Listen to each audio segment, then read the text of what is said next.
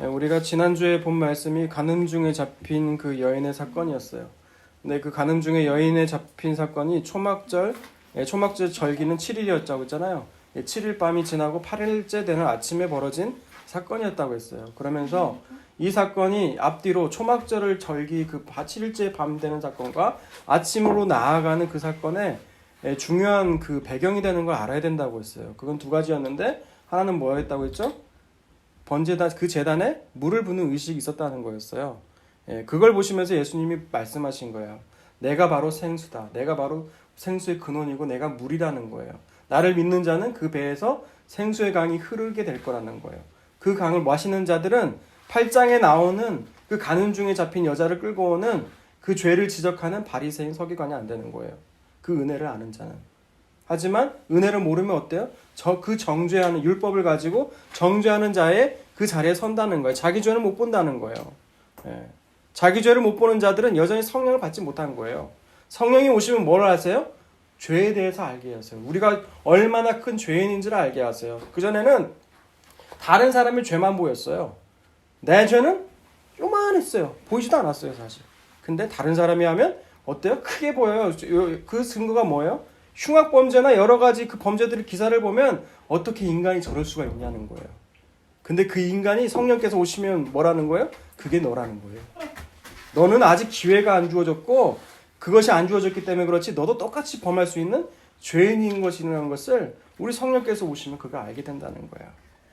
그리고 초막절 그 7일 밤 행사의 하이라이트는 그 하나는 뭐냐면 빛을 비추는 행사가 있었다는 거예요. 밤을 올라이트를 해요. 올라이트가 뭔 줄 알아요? 밤새도록 노는 건 아니지만 찬양하는 거예요. 뭔 찬양을 하냐? 죄를 사하시는 하나님이시라는 것을 찬양하는 거예요. 그것을 누가 찬양을 하냐? 제 나이 든 그 랍비 계층, 노인 계층부터 하는 거예요. 노인부터.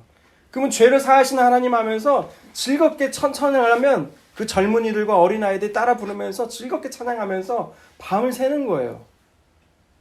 그러면 그렇게 말씀하실 때 예수님 뭐라고 말씀하시는 거예요? 나는 세상의 빛이라고 말씀하시는 거예요.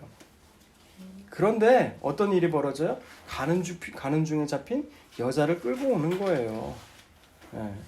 빛에 의해서 자신들도 죄인임이 드러난 것인데도 불구하고 자신들은 여전히 죄가 아닌 줄 알아요. 그러니까 예수님이 어떻게 하세요? 땅에 굽혀서 2번이나 그들의 죄목을 쓰시고 계명을 쓰셔서 그들을 고발하는 거예요. 그러니까 어때요? 그 빛으로 오신 예수님이 죄를 고발하니까 그들이 도망가는 거예요. 그러나 어떤 여자만 남아있어요? 가는 중에 잡힌 그 여자만 꼼짝없이 잡혀서 그 자리에서 뭐를 받아요? 용서함의 은혜를 받는 거예요. 아멘. 그게 8장이에요. 근데 이 8장의 흐름은요. 오늘 9장 날 때부터 소경된 날 때부터 맹인되었던 이 사람에게도 똑같은 일이 벌어지게 되는 거예요. 먼저 9장 1절을 한번 읽어볼까요? 예수께서 길을 가실 때에 날 때부터 맹인된 사람을 보신지라. 네, 예수님께서 길을 가시다가 마치 글을 읽어보면 그냥 우연히 날 때부터 맹인된 사람, 이 사람을 봤다라는 거 생각이 들 수도 있어요.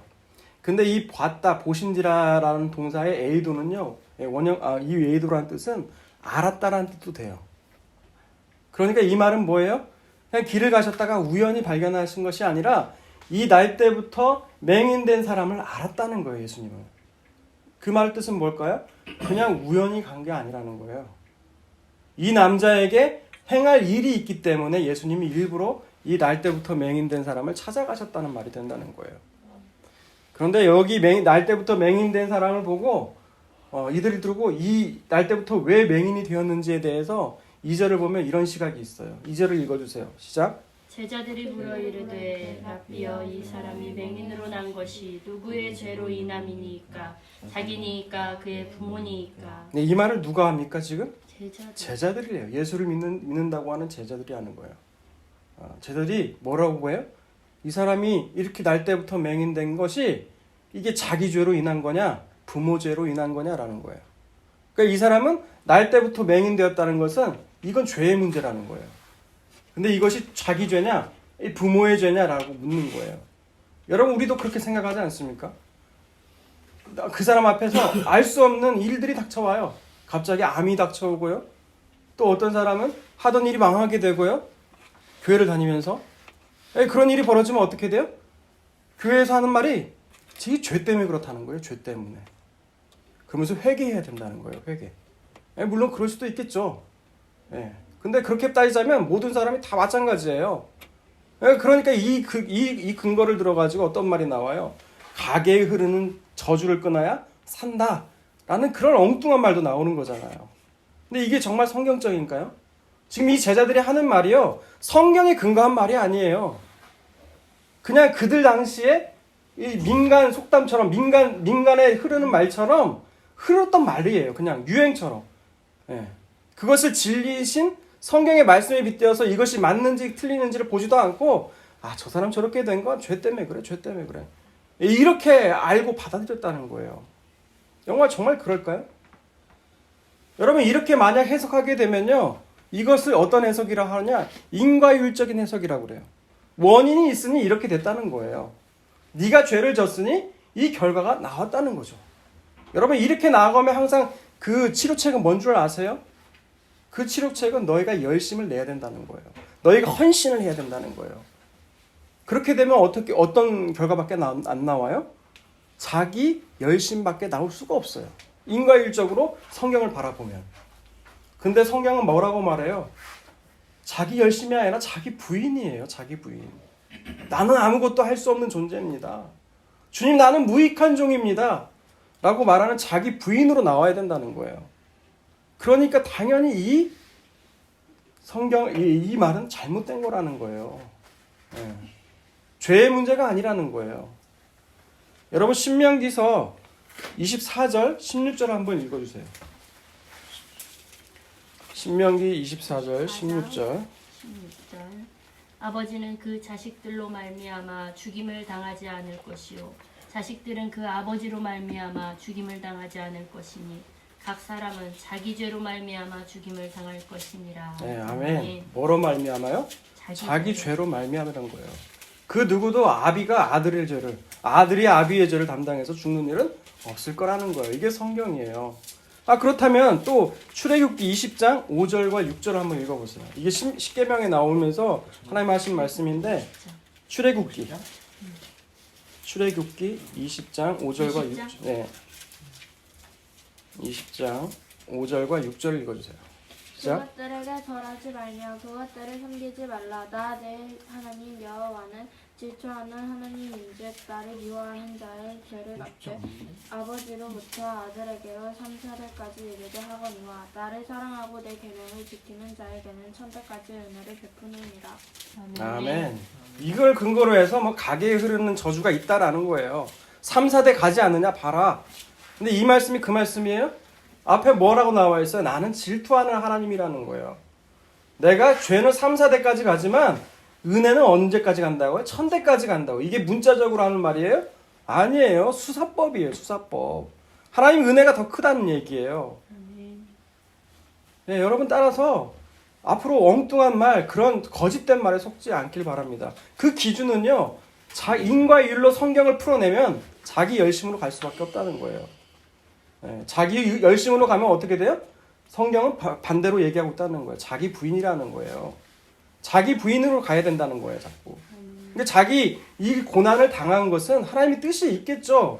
알지도 못하는 그 고난, 알지도 못하는 힘듦이 왔을 때는 하나님의 뜻이 있겠죠. 우연히 일어난 건 없으니까요. 근데 그것이 또한 죄의 문제가 될 수도 있겠지만 오늘 본문에 나오는 날 때부터 맹인되었던 것은 죄의 문제가 아니라는 거예요. 예수님 또한 이렇게 똑같이 말씀하세요. 3절 읽어보세요. 3절. 시작. 예수께서 대답하시되 이 사람이나 그 부모의 죄로 인한 것이 아니라 그에게서 하나님이 하시는 일을 나타내고자 하심이라. 아멘. 예수님 뭐라고 말씀하세요? 이거는 죄의 문제가 아니라는 거예요. 이걸 좀 더 메시지 성경은 이렇게 성경을 풀고 있어요. 뭐라고 했냐면 들어보세요. 탓할 사람을 찾으려고 하니 너의 질문이 잘못되었다. 이 일에 그런 식의 인과관계는 존재하지 않는다. 차라리 너희는 하나님께서 어떤 일을 하시는지 주목해서 보라라는 거예요. 여러분, 이 사실의 3절에서요, 여러분 주의할 게 있어요. 첫 번째는 여기서 원죄의 문제를 얘기하고 있는 게 아니에요. 날 때부터 맹인되었던 것은 죄의 문제는 아니라는 거예요. 누구나 다 원죄의 문제는 누구나 갖고 태어나요. 그죠? 하지만 이 사람이 원죄의 문제 때문에 맹인이 된 건 아니라는 거예요. 그 사람이 지은 죄의 문제 때문에 맹인되었다는 것은 아니라는 거예요. 오히려 그를 통해서 하나님께서 하시는 일이 있다는 거예요. 근데 이 말을 듣고 또 오해할 수가 있어요. 뭐냐? 아, 이 사람이 맹인된 건 일부러 하나님이 하시는 일 때문에 맹인되게 만들었느냐? 또 그건 아니에요. 하나님이 길을 지나가시다가 이 맹인을 통해서 이 맹인을 도구로 해서 하나님께서 하시고자 하는 일이 있었다는 거예요. 그냥. 그럼 하나님께서 하시고자 하는 일이 뭘까요? 과연 무엇일까요? 이미 우리는 이 요한복음 6장에서 이미 이걸 한번 봤어요. 요한복음 6장을 한번 보세요. 요한복음 6장 22절부터 보면은 22절부터 29절까지의 말씀인데요. 6절부터 보죠. 26절. 이 오병이어를 베푼 후에, 기적을 베푼 후에, 표적을 베푼 후에 예수님께서 무리를 쫓아온 무리를 향해서 예수님이 하신 말씀이에요. 26절 읽습니다. 시작. 예수께서 대답하여 이르시되 내가 진실로 진실로 너희에게 이르노니 너희가 나를 찾는 것은 표적을 본 까닭이 아니요 떡을 먹고 배부른 까닭이로다. 썩을 양식을 위하여 일하지 말고 영생하도록 있는 양식을 하라. 이 양식은 인자가 너희에게 주리니 인자는 아버지께서 인치신 자니라. 뭐라고 말씀하세요? 너희가 나를 쫓아오는 것은 너희가 그 표적의 의미를 알고 오는 것이 아니라는 거예요.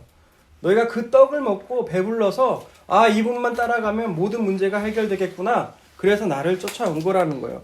그러나 내가 이걸 한 것은 무엇이냐? 썩을 양식, 그 오병이어를 통해서 그 떡을 주목하지 말라는 거예요. 그 썩을 양식을 위해서. 그러면서 뭐라고 말씀하세요? 영생하도록 있는 양식을 위해서 하라는 거예요. 그런데 이 양식은 누가 준다고요? 인자가 너희에게 준다는 거예요. 그게 뭐예요?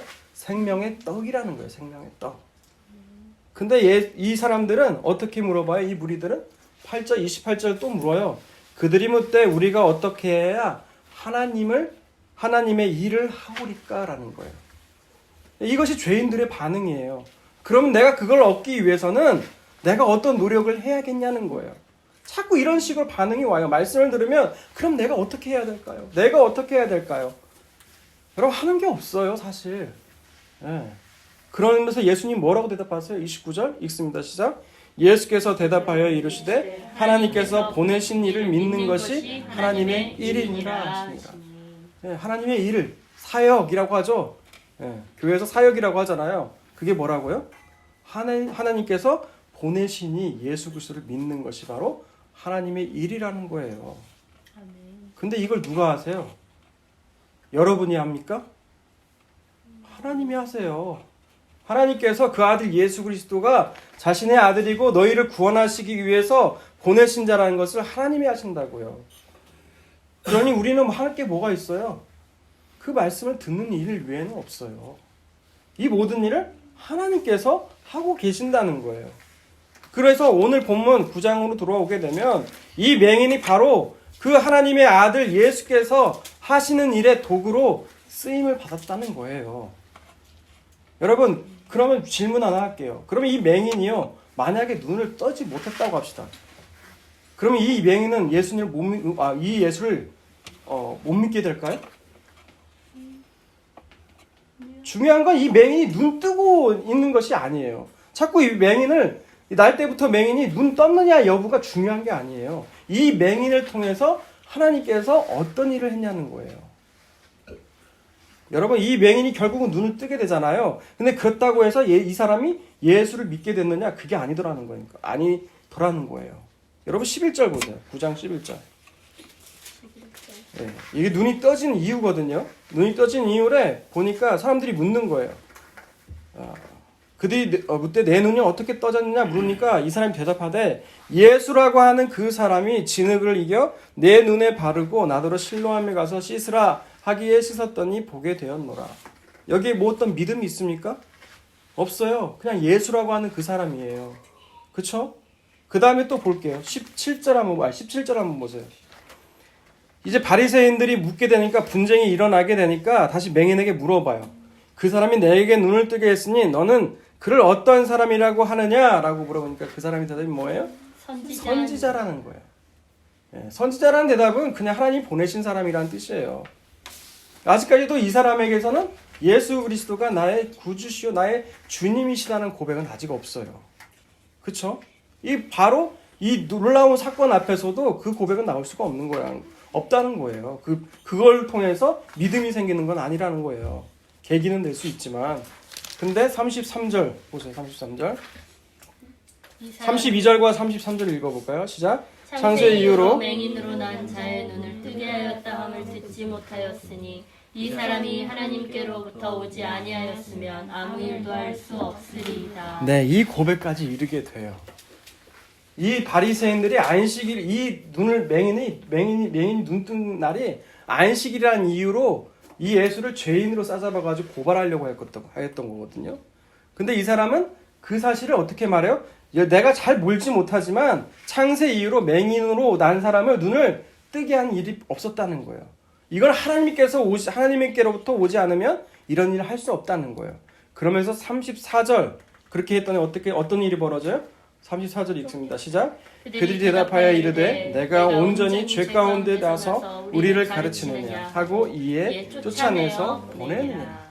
어떤 일이 벌어져요? 이 사람에게는 이 공동체에서 쫓겨냄을 받았다는 거예요. 여러분, 쫓아났다는 것은 이 사람이 이제 그 거지로서도 그 공동체에 있을 수가 없다는 얘기예요. 먹고 살 길이 완전히 막혀졌다는 거예요. 이 사람의 일생일대 위기가 찾아온 거예요. 그 예수가 눈을 뜨게 해줬다는 이유만으로. 그런데 그때 누가 찾아오세요? 35절 읽습니다. 시작. 예수께서 그들이 그 사람을 쫓아냈다는 말을 들으셨더니 그를 만나 이르시되 내가 인자를 믿느냐. 인자라고 여기 나와 있죠. 인자가 사람의 아들도 되지만 역대 인자는 네가 나를 하나님의 아들로서 이제 믿느냐라고 물어보시는 거예요.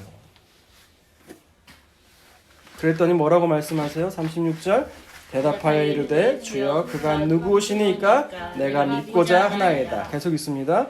예수께서 이르시되 내가 그를 보았거니와 지금 너와 말하는 자가 그이니라. 이르되 주여 내가 믿나이다 하고 절하는지라. 아멘. 그가 드디어 이제 그가 드디어 주를 하나님의 아들로 믿고 경배하고 예배했다는 얘기예요.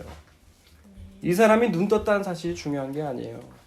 이 맹인을 통해서 하나님께서 하시는 일 때문에 결국 그것 때문에 이 사람들은 어떻게 돼요? 이 맹인은 결국 그 공동체에 쫓겨나게 돼요. 그 위기 가운데 누가 찾아오세요?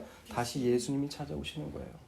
여러분, 이 사람은요, 날 때부터 이 맹인 되었던 사람은 부족함이 없어요. 이 부족함이 없다는 게 뭐냐면 자기가 굳이 눈을 떠야 될 이유가 없어요. 왜 그런 줄 아세요? 처음부터 이 사람은 그냥 깜깜한 채로 태어난 거예요. 아무것도 못 본 거예요. 근데 거기에 너무 익숙해요. 불편하지가 않았다는 거예요. 그렇게 생활하는 거예요. 그렇기 때문에 이 사람이 뭐 와가지고 예수님 제 눈 뜨게 해주세요 이렇게 말씀하세요? 말한 적 없어요. 그냥 예수님이 오신 거예요. 오셔서 눈을 뜨게 해주신 거예요. 여러분, 그게 은혜라는 거예요. 죄인은요, 자기가 죄인인지를 몰라요. 먼저 요청하지 않는다니까요. 자기가 예수님께 나아가서 주님 제 죄를 보게 해주세요 이렇게 말도 못해요. 자기가 죄인인지도 모르니까. 그런데 성령님이 오시면 어떻게 돼요? 우리가 죄인인 것을 눈을 뜨게 해주신다는 거예요. 여러분, 그것이 성령께서 하시는 일이라는 거예요. 여러분, 오늘 계속해서 오늘 말씀 본문 9장 다시 볼게요. 9장. 그 하나님께서 하시는 일이라는 거예요. 하나님이 하시는 일을 이 맹인을 통해서 내가 보이려고 한다는 거예요. 그러면 하나님이 하시는 일이 구체적으로 무엇이냐? 4절과 5절을 읽습니다. 시작. 때가 아직 낮음에 나를 보내신 이의 일을 우리가 하여야 하리니 밤이 오리니 그때는 아무 일도 할 수 없느니라. 내가 세상에 있는 동안에는 세상의 빛이로라. 아멘. 때가 아직 낮이라는 것은 예수님이 살아있을 동안을 얘기를 하는 거예요. 밤이라는 건 반대로 뭘까요? 예수님이 십자가에서 이제 돌아가신 일을 말하는 거예요. 그동안 그에게서 밤이 오리니 근데 그 사이에 뭐가 있어요? 나를 보내신 이의 일을 우리가 하여야 한다고 나와 있어요. 그것이 바로 하나님께서 하실 일이라는 거예요. 똑같은 말을 이렇게 풀어 쓴 거예요. 뭐라고 했어요? 나를 보내신 이의 일을 우리가 하여야 한다는 거예요. 그러면 그 일이 뭘까요? 그게 뭘까요? 그게 뭐냐? 바로 5절 세상의 빛으로 오신 예수님께서 이 소경의 눈을, 이 맹인의 눈을 뜨게 하실 일을 말을 하는 거예요. 예, 빛으로 오셨지만 어때요? 그 빛이 빛으로 오셨지만 그 빛을 어때요? 누구도 그 빛을 깨닫지 못해요. 이게 요한복음 1장과 연결이 되는 거거든요. 빛이신 세상의 말씀으로 오셨는데 그 말씀으로 오신 그분께서 우리에게 빛으로 오셔가지고 빛을 비추었지만 어둠이 어때요? 자기 일을 깨닫지 못하더라는 거예요. 예, 자기가 어둠인지를 모르고 그 빛으로 오신 그 주님을 거부했다는 얘기예요. 그런데 그 주님께서, 그 빛이신 주님께서 오셔서 이 맹인의 눈을 뜨게 해주신 그 일을 얘기하는 거예요. 근데 그것을 어떤 그림으로 나타내느냐? 6절과 7절을 한번 읽어보세요. 6절과 7절 읽습니다. 시작. 이 말씀을 하시고 땅에 침을 뱉어 진흙을 이겨 그의 눈에 바르시고 이르시되 실로암 못에 가서 씻으라 하시니 실로암은 번역하면 보냄을 받았다는 뜻이라.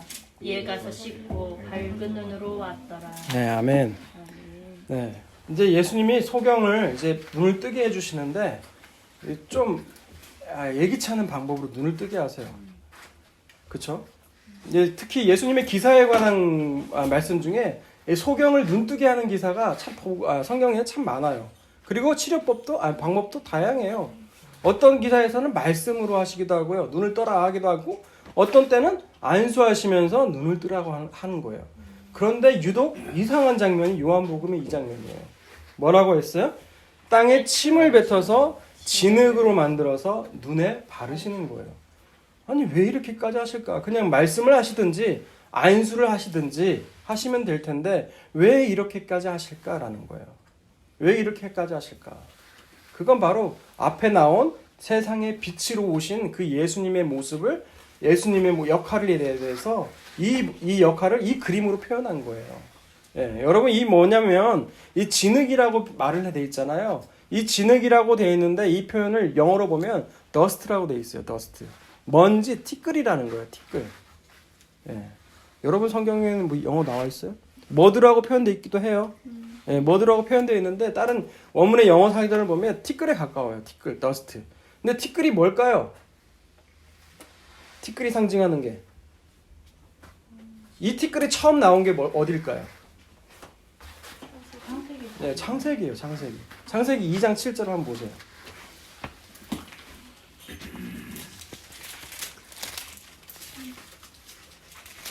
창세기 2장 7절 한번 보세요. 7절.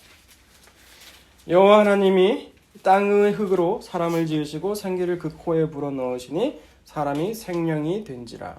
아멘. 네. 뭘로 만들었어요? 하나님이 흙으로 만들어 나와 있잖아요. 이 흙이 영어로 보면 dust예요. dust. 네. 그런데 이 아담이 죄를 범함으로 인해서 나오는 결과가 나오는데 3장을 보세요. 3장 14절 한번 보세요. 뱀에게 하는 저주인데요. 14절 읽어볼까요? 시작. 여호와 하나님이 뱀에게 이르시되 내가 이렇게 하였으니 내가 모든 가축과 들의 모든 짐승과 더욱 저주를 받아 배로 다니고 살아있는 동안 흙을 먹을지니라. 아멘. 이때 흙을 또 영어로 뭐라고 번역한 줄 아세요? dust예요. dust. 저주예요. 죄악이에요. 예. 사람이 생명이 된 건 뭐 때문에 생명이 됐어요? 하나님이 숨을 불어넣으시니까 생명이 된 거예요. 그런데 원래 존재는 뭐예요? 흙이라는 거예요. dust, 티끌이라는 거예요. 원래는 저주와 심판과 이런 존재라는 거예요. 근데 하나님이 숨을 불어넣으시니까 우리가 하나님을 닮아 사람이 된 거라는 거예요. 그런데 그 숨의 영이 빠지면 어떻게 돼요? 티끌, 저주받아야 되고 마땅히 심판받아야 될 존재가 되는 거예요. 티끌 같은 존재가 되는 거예요. 자, 그래서 또 하나님이 또 19절 보세요. 19절을 보면 이 사람에게 한 저주가 뭐냐면 내가 흙으로 돌아갈 때까지 얼굴에 땀을 흘려야 먹을 것을 먹으리니 내가 그것을 취함을 입었습니다. 너는 흙이니 흙으로 돌아갈 것이니라 하시니라. 아멘. 이게 저주예요. 하나님이 영이 빠져서 티끌과 같은, 원래 티끌로 만들었으니 너는 티끌 같은 존재가 될 거라는 거예요.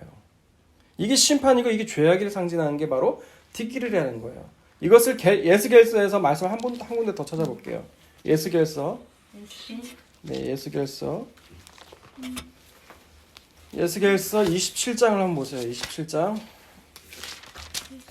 에스겔 27장. 에스겔 27장은 두로에 대한 심판의 얘기가 나오는데요. 두로가 이게 무역으로 돈을 많이 벌던 곳이었어요. 근데 이 무역으로 배도 많이 떠다니고 그런 곳이었는데 이 땅에 심판을 하신 거예요, 하나님이. 26절 한번 보세요.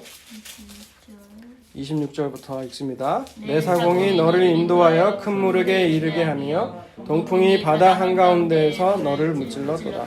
내 재물과 상품과 바꾼 물건과 내 사공과 선장과 내 배의 틈을 막는 자와 내 상인과 내 가운데에 있는 모든 용사와 내 가운데에 있는 모든 무리가 내가 패망하는 날에 다 바다 한가운데에 빠질 것이며 내 선장이 부르짖는 소리에 물결이 흔들리도다.